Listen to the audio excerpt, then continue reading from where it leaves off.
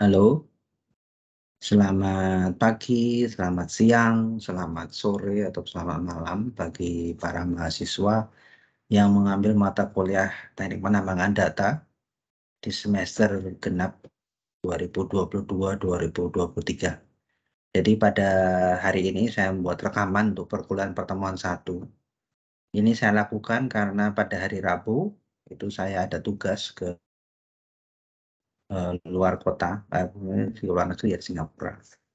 Jadi perkuliahan pada hari Rabu mendatang sifatnya sinkron. Jadi saya harapkan Anda bisa mempelajari materinya, kemudian melihat video ini, terus kemudian nanti juga ada tugas yang akan Anda kerjakan selama 1 minggu ke depan. Untuk detail pertemuan-pertemuan minggu per minggunya, termasuk juga kelas-kelas 1 hari-hari pengganti tanggal merahnya, silakan lihat di silabus yang sudah saya upload di situs kuliah, silakan pelajari dengan seksama. Untuk pertemuan pertama, karena ruang 318 dalam proses perbaikan, sebetulnya permintaan dari Kaprodi adalah 6 pertemuan pertama secara daring. Nanti untuk pertemuan-pertemuan di hari Sabtu, yang nanti kalau Anda lihat nanti di silabus itu pada tanggal 4 Maret dan 18 Maret, nanti saya lihat apakah kita bisa ketemu secara luring, nanti saya umumkan kemudian. Untuk pertemuan pertama adalah pengenalan mengenai teknik penambangan data atau bahasa Inggrisnya data mining, dan juga background-background lainnya yang perlu Anda ketahui sebelum kita memasuki hal-hal yang lebih detail di pertemuan-pertemuan minggu berikutnya. Oke, saya akan mulai ya. Saya akan share screen.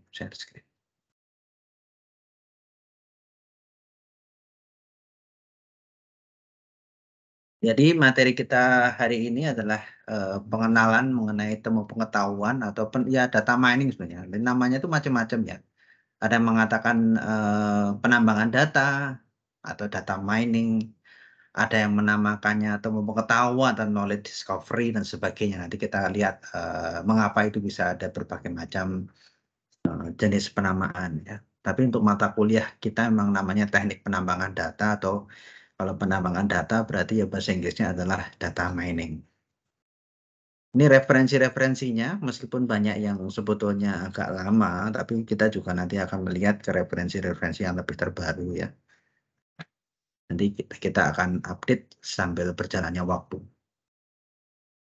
Kemudian ini, sebetulnya apa yang terjadi sekarang adalah perubahan kultur dan perilaku ya. Jadi karena teknologi informasi sudah berkembang dengan sangat pesat, sekarang semua orang sudah menggunakan handphone dengan menggunakan berbagai macam gadget lainnya, sehingga semua orang sudah menjadi produsen data.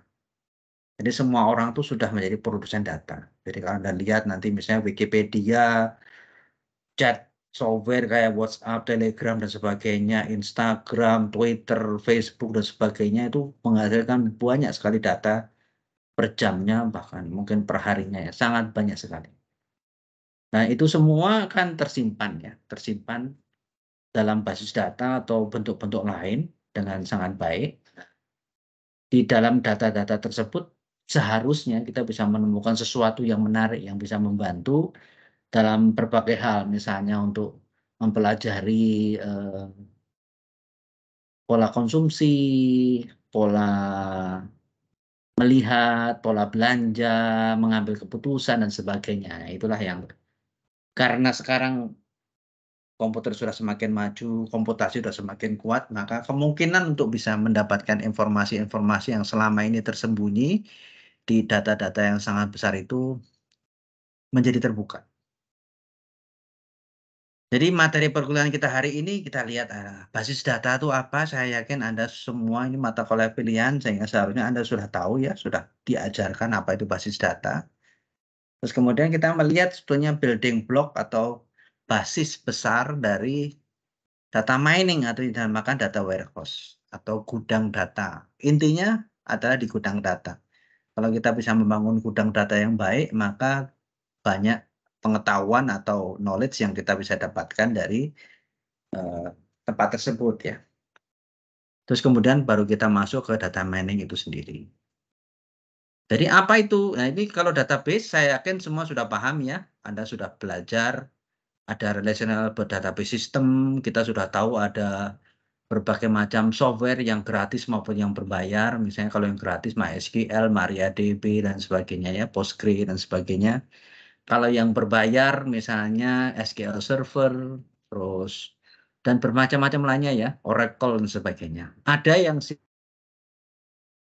NoSQL yang sifatnya dokumen base ya, bukan structure base dan sebagainya itu. Ini masing-masing tugasnya sama sebenarnya, menyimpan data. Menyimpan data. Nah, sekarang apa perbedaan basis data yang selama ini kita ketahui, baik sifatnya itu yang SQL atau structured base, ataupun yang no SQL atau non-structured base dengan data warehouse. Data warehouse itu bentuk sebetulnya salah satu bentuk dari basis data, tetapi memiliki skema yang berbeda. Anda pasti sudah belajar ya skema itu apa ya. Jadi data warehouse atau gudang data itu definisinya macam-macam ya, tapi sebetulnya definisi yang pasti itu bisa penafsirannya bisa bermacam-macam juga. Jadi kalau diartikan sebetulnya sebuah basis data pendukung keputusan, jadi tujuan utamanya adalah membantu seseorang untuk membuat keputusannya. Tapi basis data tersebut biasanya dipelihara atau di-maintain terpisah dari database operasional. Jadi database operasional yang mendukung kegiatan operasional sehari-hari itu nanti misalnya di periode waktu tertentu, misalnya setiap tahun atau setiap 6 tahun, atau diambil datanya, dipisahkan, dimasukkan di dalam suatu tempat yang dinamakan data warehouse itu dengan format yang berbeda dengan operasional. Karena di operasional kan dioptimalkan untuk menunjang kinerja operasional. Misalnya toko, Matahari Department Store, atau Transmart dan sebagainya tuh. Tujuannya kan waktu database operasional itu supaya ya operasionalnya jadi bagus, melayani pelanggan dengan baik, tidak lama waktu menunggu dan sebagainya. Tetapi kalau sudah nanti di periode waktu tertentu diambil datanya itu dimasukkan dalam data warehouse. Kalau data warehouse itu malah bukan untuk mengoptimalkan kegiatan operasional, tetapi untuk bisa mengambil pengetahuan yang ada di dalam database yang besar tersebut yang dipisahkan itu ya. Terus kemudian juga yang kedua adalah mendukung pengolahan informasi yang menyediakan platform yang sulit untuk analisis data historis dan terkonsolidasi. Jadi data warehouse itu akan diambil secara periodik dari database operasional, misalnya setahun sekali atau setiap 6 bulan sekali, dimasukkan dalam data warehouse dan sifatnya itu adalah historis. Lengkap dengan kapan data itu diambil ya. Jadi data-data waktunya itu ada. Nanti tahun depan ngambil lagi ditambahkan di situ, tahun depannya lagi ditambahkan di situ, tahun depannya lagi. Dan lama-lama data historisnya akan terbentuk ya. Data historisnya akan terbentuk. Dan sifatnya datanya akan terkonsolidasi karena bergabung menjadi satu tempat gitu. Jadi kalau definisinya, ini salah satu definisi menurut Inman itu ya, sebuah data warehouse adalah sebuah koleksi data yang ini ada 3 kata kunci ya, 4 sorry, berorientasi subjek, nanti kita paham ada subjek artinya apa, terus terintegrasi, bervariasi waktu dan tidak berubah untuk mendukung proses pengambilan keputusan dari manajemen. Ada 4 kata kunci ya, berorientasi subjek, terintegrasi, bervariasi waktu, dan tidak berubah. Oke. Berorientasi subjek artinya kita menyimpan untuk tujuan tertentu, subjek-subjek tertentu, misalnya untuk kepentingan logistik, untuk kepentingan finance, untuk kepentingan dan sebagainya. Subjeknya maksudnya itu. Terus kemudian terintegrasi karena dia masuk dalam satu tempat, bervariasi waktu karena data waktunya kita juga embed atau kita masukkan di situ. Terus kemudian sifatnya biasanya tidak berubah. Jadi begitu data kita masukkan, kita biasanya operasinya hanya menambah saja. Jadi tidak akan mendelete ya. Data itu tidak akan didelete. Jadi kenapa sifatnya tidak berubah. Ini contohnya misalnya ada suatu toko namanya JCPenney di Amerika. Misalnya seorang manajer senior namanya X gitu ya, ingin mengetahui tipe apa saja, yaitu gaya, bahan baju, warna, dan ukuran dari baju wanita yang terjual cepat selama bulan Oktober sampai Desember di wilayah utara misalnya, wilayah suatu negara. Nah, akhirnya di-query-kan. oleh itu ya. Untuk meng-query ini bukan hal yang mudah ya, karena sifatnya agregat kan. Kalau kita pikirkan meng-query ini bukan suatu query yang simpel kalau Anda belajar itu, karena sifatnya adalah di-sum, terus dibagi dikelompokkan berdasarkan bulannya, terus dikelompokkan lagi berdasarkan tipe bajunya dan sebagainya. Ini bukan suatu query yang sederhana nih. Terus kemudian lagi setelah 2 hari, Mr. X ini meminta didetailkan lagi, "Saya nggak mau per bulan, saya pengen per minggu." Berarti Oktober minggu pertama, Oktober minggu kedua, Oktober minggu ketiga sampai keempat, November dan sampai Desember. Itu kan berarti query-nya juga lebih kompleks lagi, harus menyimpan data satu persatu ya. Terus kemudian ternyata hari berikutnya minta lagi lebih detail, mungkin karena tuntutan dia harus melakukan sesuatu dan sebagainya. Dia tidak cuma minta per minggu, tetapi setiap per kota juga di wilayah utaranya, misalnya kalau seperti itu. Terus dia kembali lagi, dia pengen dikelompokkan lagi pembelinya berdasarkan kelompok umur, apa mungkin ya, berdasarkan pendapatan kalau ada, dan juga berdasarkan metode pembayarannya, apakah dia pakai debit, kartu kredit, dan sebagainya. Nah, ini kan kalau hanya melayani Mister X saja, padahal dia mungkin orang AS-nya itu melayani banyak klien ya dalam organisasi, ya lama-lama pusing juga nih ya manajer AS-nya. Jadi kalau setiap kali harus query dengan kompleks seperti ini akan sangat memusingkan ya, dan sangat takutnya nanti malah waktu meng-query nanti kinerja operasionalnya malah jadi terganggu. Jadi itulah sebenarnya alasan mengapa database atau gudang data atau data warehouse itu penting, jadi dipisahkan. Tapi sifatnya historis, jadi kalau mau mengetahui data misalnya sekarang juga agak sulit ya. Tapi kalau data misalnya quarter atau semester yang lalu atau tahun lalu jadi mudah, karena sudah terkelompokkan dan terintegrasi dengan baik. Jadi seperti inilah sebenarnya struktur dari basis data atau gudang data atau data warehouse ya. Jadi biasanya dari sumber-sumber luar.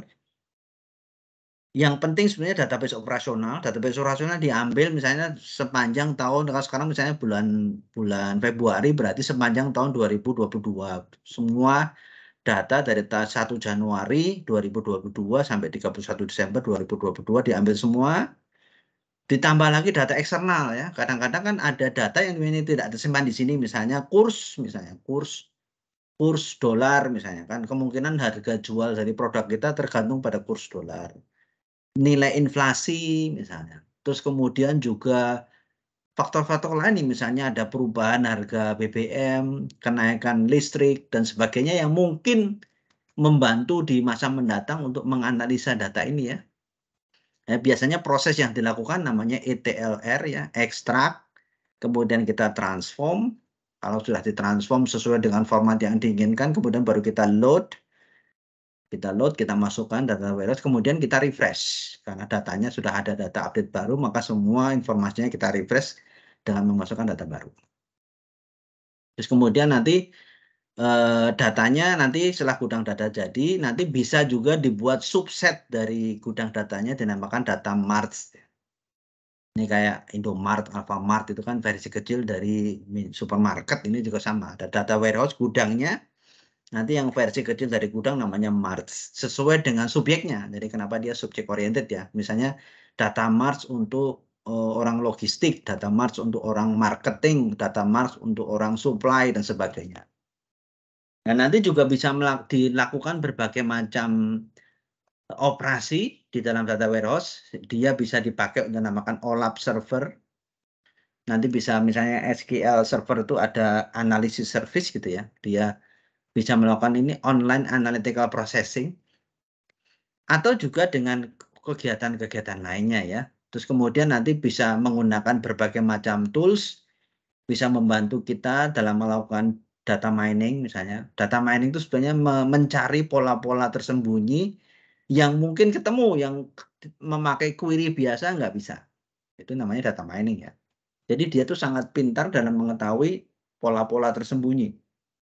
Kita nggak mungkin melakukan data mining dengan query biasa. Terus kemudian juga bisa untuk reporting maupun untuk analisis. Untuk keperluan para decision maker di sini ya, pengambil keputusan. Ini, mengapa data mining itu penting? Ya karena pertumbuhan data yang eksplosif, jadi sekarang udah ngomongnya petabyte ya, bukan terabyte lagi. Kita sudah bisa mempunyai hard disk yang terabyte sudah bisa. Nah, sekarang data yang terkumpul dalam skalanya sudah petabyte. Jadi data sudah di-generate oleh semua orang, data juga sudah tersedia dengan mudah gitu ya.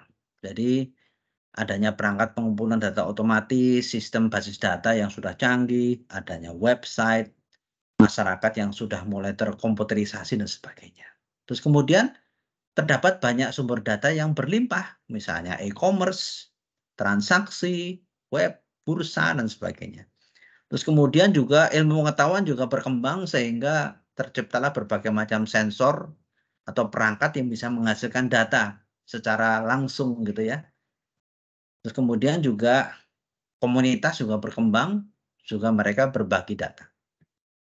Berupa berita, gambar, video, dan sebagainya ya. Kemudian, jadi kita tuh kebanjiran data, tapi kita kayak kelaparan pengetahuan. Jadi sebenarnya data itu ada, tapi pengetahuan apa yang bisa kita dapatkan di situ mungkin masih minim gitu. Ya biasanya ada istilah di sini ya, kebutuhan adalah ibu dari penemuan. Jadi karena ada kebutuhan, maka orang akan kreatif menciptakan suatu temuan dari kebutuhan itu ya. Jadi data mining itu membuat atau suatu menganalisa secara otomatis dataset yang sifatnya masif. Ini sumber data yang masif itu apa sih? Misalnya data astronomi tentang objek luar angkasa itu 10⁻⁶ sampai 10⁻12. Data dengan atribut yang sangat banyak. Nah, sekarang data itu mempunyai atribut yang banyak sekali ya. Kita memegang handphone aja sensornya ada berapa tuh. Jadi kita pergi kemana-mana sudah terdeteksi lengkap dengan semua sensornya terekam semua gitu ya.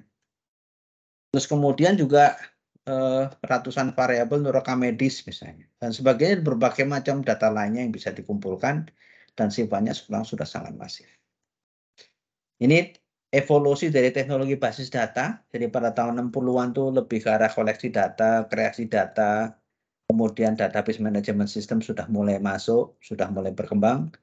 Tahun 70-an kita mengenal relational database ya. Tahun 80-an sudah mulai canggih, ada RDBMS, Relational Database Management System, dengan model yang lebih maju, kemudian database management system yang berorientasi aplikasi.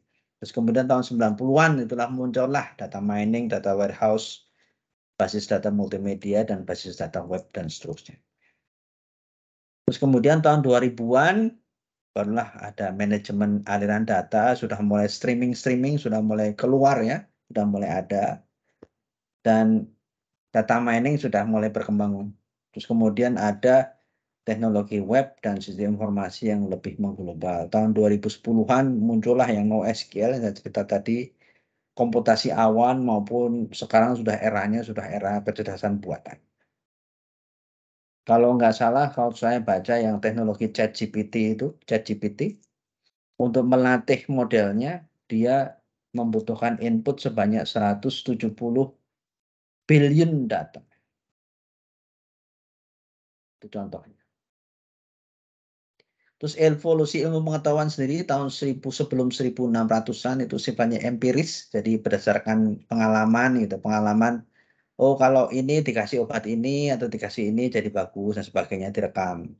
Terus kemudian tahun 1600 sampai 1950-an sudah mulai teoritis. Jadi mulai setiap disiplin ilmu mengembangkan komponen teori, ada model teori dan sebagainya, eksperimentasi dan sebagainya.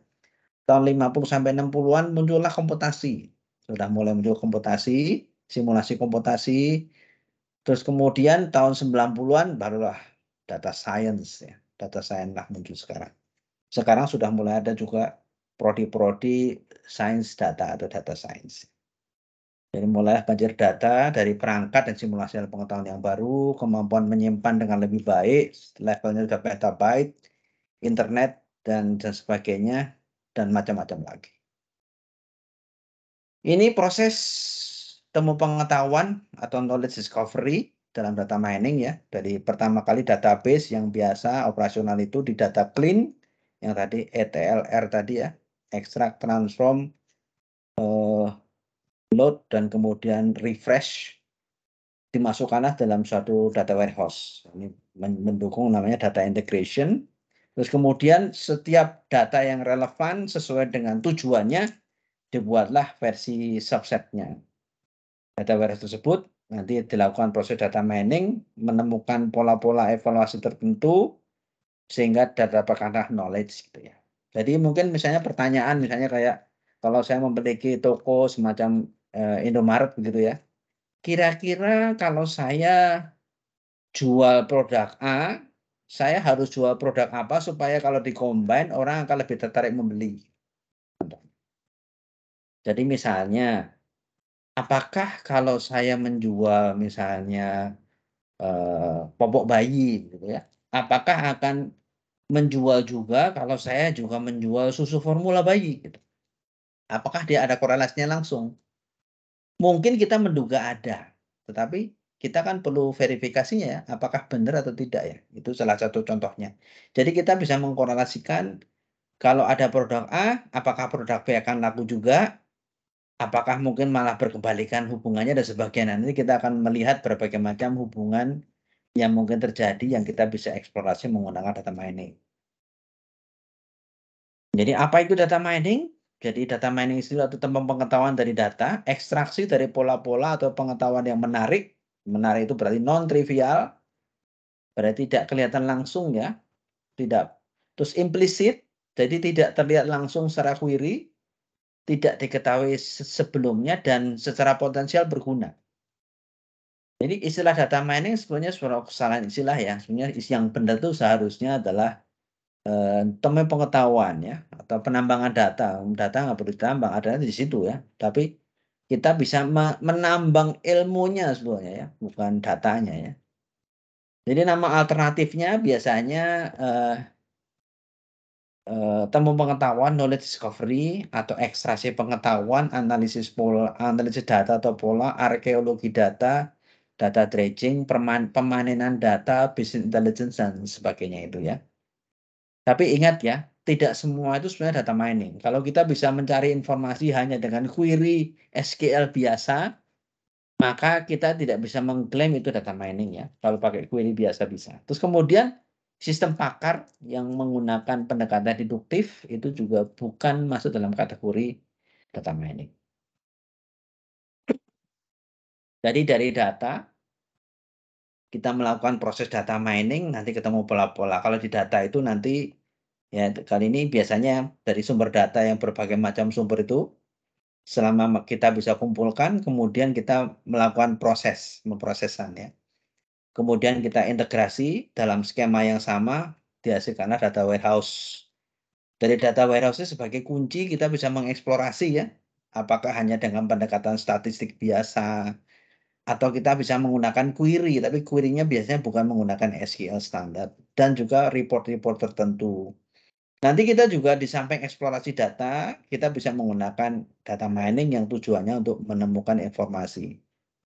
Terus kemudian kita bisa menggunakan teknik-teknik presentasi dari data tersebut, sehingga bisa mudah dipahami oleh para pembuat keputusan yang biasanya bergerak di bidang bisnis ya. Biasanya nanti kita bisa membuat semacam dashboard gitu ya, berbagai macam bentuk visual supaya memudahkan dalam menganalisa data. Terus kemudian akhirnya para pembuat keputusan itu bisa mengambil keputusan yang lebih baik berdasarkan informasi yang dipresentasikan. Jadi waktu data diinputkan, jadi kemudian nanti di pre-processing, nanti bisa datanya bisa diintegrasikan, dinormalisasi, bisa di feature selection, jadi tidak semua fiturnya atau tidak semua atributnya kita pakai. Kita dimension reduction juga sama ya, kita mengambil atribut-atribut yang penting saja dan sebagainya. Kalau data mining nanti ada, kita melakukan pattern discovery, nanti bisa asosiasi, korelasi, klasifikasi, clustering, outlier analysis, dan berbagai macam lainnya. Kalau yang post processing setelah data mining kita bisa melakukan pattern evaluation, pattern selection, pattern interpretation maupun pattern visualization atau visualisasi pola. Nah, nanti kita bisa menemukan knowledge yang mungkin sebelumnya tersembunyi yang mungkin membantu seseorang untuk bisa mengambil keputusan yang tepat dan baik. Jadi aplikasi data mining itu macam-macam, tidak hanya di sisi bisnis saja, bisa membantu dalam ilmu pengetahuan misalnya di dunia astronomi, bioinformatika, penemu obat dan sebagainya. Kemudian dalam bisnis itu paling sering digunakan dalam membantu dalam periklanan, customer relationship management, investasi, manufacturing, olahraga, entertainment dan sebagainya. Dan juga dalam web, misalnya untuk membantu dalam mencari, mesin pencari, bot dan sebagainya. Dalam suatu negara misalnya untuk penegakan hukum, profil dari pengemplang pajak misalnya, anti terorisme dan sebagainya. Ini contohnya untuk Amazon.com ya, dia e-commerce terbesar di dunia. Kalau Tokopedia, Shopee itu dia meniru sebenarnya apa yang dilakukan Amazon ya. Jadi dia bisa menyarankan ya, kalau orang beli A, maka dia beli B. Misalnya kalau orang beli buku A, dia akan menyarankan buku B atau dia orang membeli barang A, misalnya dia barang B. Misalnya kalau saya membeli televisi, apakah saya juga sekaligus membeli antenanya misalnya atau membeli set top box-nya dan sebagainya. Ini data mining juga berhubungan dengan berbagai bidang ya. Dalam ilmu machine learning itu sangat erat kaitannya dengan data mining. Pengenalan pola atau pattern recognition juga sangat erat dengan data mining. Statistik juga sama. Banyak banyak statistik kan diperlukan ya dalam menganalisa hasil data mining, computing algoritma komputasi, kemudian teknologi database maupun high performance computing ya. Kalau datanya sudah banyak sekali, kita membutuhkan kekuatan komputing yang sangat besar. Aplikasinya misalnya di retail ya, misalnya ada namanya market basket analysis yang tadi ya. Kalau membeli barang A, kira-kira barang kedua apa yang akan dibeli? Misalnya contohnya, kalau saya menjual misalnya Indomie gitu ya, Indomie, apa barang kedua apa yang akan orang beli? Jadi kalau saya pasang dua-duanya berdekatan, apakah mungkin akan membantu atau sebenarnya enggak? Gitu dan sebagainya gitu ya, dan banyak-banyak lainnya ya. Jadi pengetahuan ini dapat meningkatkan mengenai masalah penyetokan stok ya, strategi layout misalnya. Kalau barang yang diberi bersamaan apakah saya letakkan berjauhan atau saya letakkan berdekatan ya gitu, akan lebih strategis yang mana gitu. Kalau berjauhan mungkin malah orang jadi nggak jadi beli, kalau tokonya besar ya. Tapi kalau tokonya kecil mungkin ya nggak apa-apa agak berjauhan, tapi kan begitu dia harus mencari barang kedua, dia kan terpaksa lihat yang lain. Kalau Anda perhatikan kayak di Indomaret, Alfamart itu kan ada beberapa tingkatan barang ya, barang yang di pandangan mata itu biasanya barang-barang yang sering dibeli. Ditaruh di tempat yang di satu pandangan dengan ketinggian mata kita gitu, supaya orang dengan mudah dapat menemukannya. Tapi barang-barang yang ditaruh di rak yang lebih bawah itu yang mungkin yang tidak begitu tingkat lakunya tidak sebagus barang yang setinggi dengan, eee, ketinggian mata kita. Dan berbagai hal yang lainnya lagi ya untuk promosi dan sebagainya. Jadi tidak mudah ya. Jadi kayak kita kita Superindo gitu, layout-nya ya sama itu aja. Mereka juga melakukan layouting itu juga berdasarkan analisa mereka. Untuk memaksimalkan penjualan seperti apa dan memaksimalkan juga pengalaman pembeli gitu ya. Di Alfamart, di manapun juga model-modelnya sama, di Indomaret juga sama dan sebagainya itu ya. Mereka punya analisa sendiri ya untuk layout toko dan sebagainya. Sales forecasting juga penting. Jadi misalnya, ini menjelang lebaran misalnya, saya harus stok apa ya yang banyak supaya nanti bisa laku gitu, dengan melihat data-data masa lampau. Terus misalnya orang membeli suatu item tertentu, lah kira-kira dia akan membeli item komplementernya kapan, dan sebagainya. Terus database marketing juga, jadi bisa membangun profil konsumen, nanti dia bisa menyarankan produk-produk lainnya yang kira-kira mungkin dia tertarik untuk beli. Dan juga untuk promosi yang lebih terfokus ya, promosinya lebih ke arah segmented promotion gitu ya. Tidak blast gitu mungkin membutuhkan energi yang besar, tapi hanya ditargetkan promosinya pada market tertentu atau consumer tertentu yang mungkin lebih akan peluang membelinya lebih tinggi. Ini misalnya dalam CRM atau Customer Relationship Management. Jadi siklus hidup konsumen itu kan, hubungan antara konsumen dengan bisnisnya. Jadi biasanya ada konsumen ada yang namanya prospek yang belum beli, tapi jadi targetnya misalnya. Terus kalau responder itu yang tertarik dia sebetulnya untuk membeli. Kalau aktif customer yang sekarang menggunakan. Terus kemudian kalau former customer itu berarti yang dulu menggunakan tapi sekarang sudah enggak. Itu contohnya misalnya pembagian pembagian dari customer menurut ilmu customer relationship management. Oke. Itu ya yang bisa saya ceritakan sebagai awal dari, mata kuliah kita teknik penambangan data. Saya close tadi ya itunya ya, terus kemudian, silahkan juga kalau ada yang masih belum paham silahkan dipelajari lagi PowerPoint-nya, terus kemudian ada tugas yang harus Anda kerjakan di latihan minggu pertama ya, lebih ke arah, mengenalkan Anda kembali mengingat kembali mengenai database, silahkan pelajari dan kerjakan tugasnya, terus kemudian pengumpulannya adalah di minggu depan 1 jam sebelum perkuliahan kedua. Oke, begitu aja ya. Terima kasih atas perhatiannya. Saya akan tutup pertemuan kali ini. Sampai jumpa di pertemuan kedua kita di hari Rabu minggu berikutnya. Terima kasih dan salam sehat selalu.